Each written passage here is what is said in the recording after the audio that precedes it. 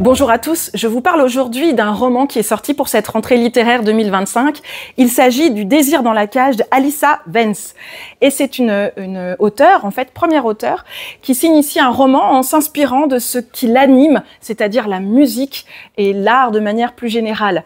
Elle nous parle de Mel Bonis, qui est une compositrice et pianiste romantique française qui a vraiment existé. Et elle nous fait ici une sorte de biographie, mais très romancée, dans laquelle on est vraiment entraîné. Le style m'a fait penser un peu, pour si vous l'avez lu, à Charles Juliet, Lambeau, puisqu'elle s'adresse à Mel Bonis en utilisant la deuxième personne du singulier, le tu. Et parce que le récit est très dense, cette femme donc qui a vécu des choses difficiles puisqu'elle est amoureuse d'un chanteur, poète, avec qui elle compose. Il y a vraiment une harmonie intellectuelle, artistique entre eux. Malheureusement, les parents ne sont pas d'accord et ils préfèrent la marier à un industriel qu'elle n'aime pas et qui est une sorte de Monsieur Bovary, si je peux dire, dans le côté un peu rustre voilà, du personnage.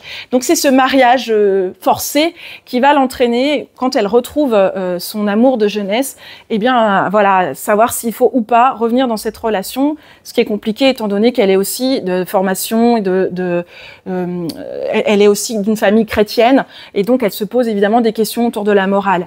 C'est un texte qui est très porté par la musique, que je trouve très beau, l'écriture est vraiment très aboutie pour un premier roman et je pense qu'on va en entendre parler, méfiez-vous.